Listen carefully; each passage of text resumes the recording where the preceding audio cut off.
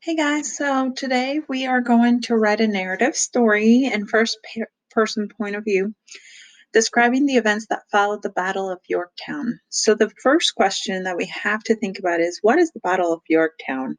And if you don't know what it is and you missed the lesson and you're doing this independently, you might need to do some research to figure out what the Battle of Yorktown is. But if you were in our class, you know exactly what it is and you have understood the concept. So, I want you to look at some of the things that you will be looking at today as you work. So, when we look at your screen, when you go to your work in Google Classroom under the Writing tab, you already did your rubric presentations and you guys know exactly what we're looking for with this task. Now, the point is looking at this and looking at the Declaration of Independence. So, knowing what you already know about our narrative rubric, think about how your writing should look like for the following prompt. The Declaration of Independence is one of the most famous documents in American history, but do you know what it was? The Declaration of Independence was an official act taken by all 13 American colonies. They literally declared independence from Great Britain, and this means that they no longer wanted to be under British control. The document was signed shortly after the start of the American Revolution, and it was originally written by Thomas Jefferson and finalized by Benjamin Franklin, John Adams, and Jefferson himself. The colonists adopted the Declaration on July 4th, 1776. That's why we celebrate Independence Day on July 4th. When the Founding Fathers signed the Declaration of Independence, they had committed treason against Great Britain. That means that they cheated against Great Britain. They did something against them. The only way to guarantee their safety was by winning the war so that Britain wouldn't take action against them. So now your task really is to write a small narrative story from first person point of view explaining what happened to you after the Revolutionary War. So the Declaration of Independence really was not ratified until the Revolutionary War was ended, and the Battle of Yorktown was the last battle of the Revolutionary War. So war has ended.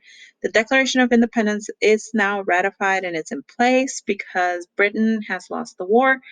So you're going to write a narrative or a story as if you would have been one of the founding fathers. So anyone who was a part of the Declaration of Independence, anyone who signed the Declaration of Independence. So you have 34 choices there, 34, 36 choices there. And, or you have other people who did sign the Declaration of Independence, but were part of that process. Okay.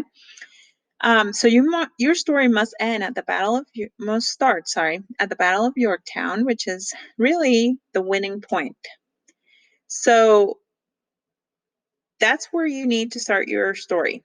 Now, you're going to be one of the founding fathers. So, for example, you can be George Washington and tell the story after all that's done and said. So, some of the things that you need to do today is figure out some of the things that you're going to write so that you can brainstorm and think about what is coming up next.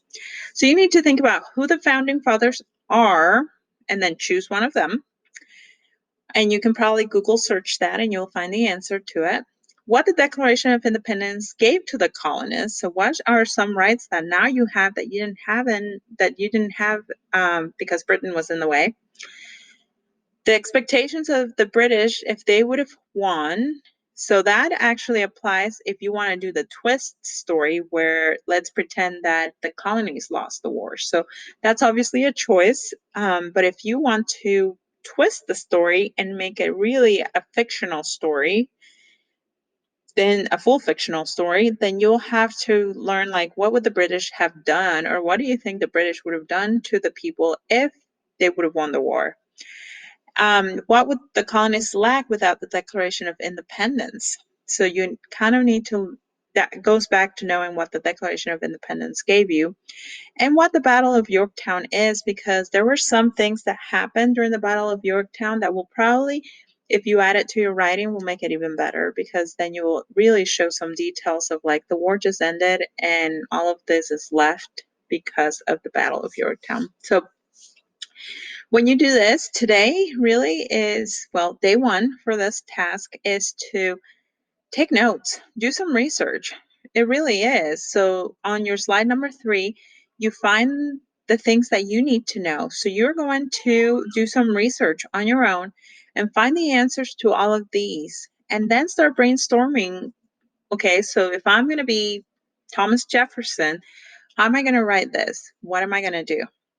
Then um, you're going to have some time to actually write the title of your story. Now, this is for the next day or so. Or when you're ready, you're going to have your title for your story, and then you're going to start writing the story. Remember that the story has to have a setting. So we want to make sure that the setting is in the story. Now, this is not done on the same day, but I'm just going through the whole process here. But as you look at this process, you need to make sure that that you're going to look at who are the. So if I'm the character of George Washington, who else is going to be with me? Is Martha Washington going to be with me that I know of? Is Thomas Jefferson going to have like a special appearance in my story? What other characters? Again, this is realistic fiction. So real characters, people who lived in fictional and with real events, but with some of those fictional events happening because some of the things you write may not be true, okay? But we are doing that historical fiction. So make sure that as you start your story, you have a setting, you name, like you introduce your characters, you allow us to know what's happening.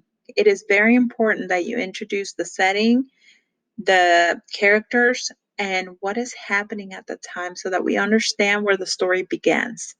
Then you're going to move on and develop your characters and give them life, give them a life, give them a storyline on how it all happened, and give me details of what their life was like after the Battle of Yorktown. It really has to have some historical facts to make more sense, and develop that story. Was there conflict in your story? Is there a sequence of events? Are you using real description? All those text features that we need to have to make sure that you are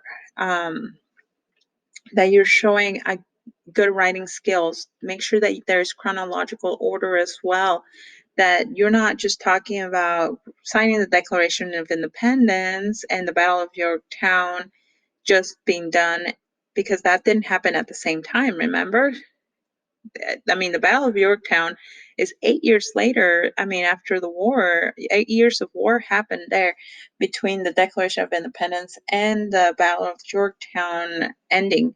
So we want to make sure that there's chronological order, that there is some conflict, that there is also lots of description. So your story kind of is fluently. You do not have to write it in the form of an essay. It probably needs to look more, because it is a narrative, more like a book. So you need to have that introduction with your characters and then give them an ending. I mean, where does the story end? You get to choose that, of course, once they get old and they die. Or does it end with all of them looking up at the sky feeling free?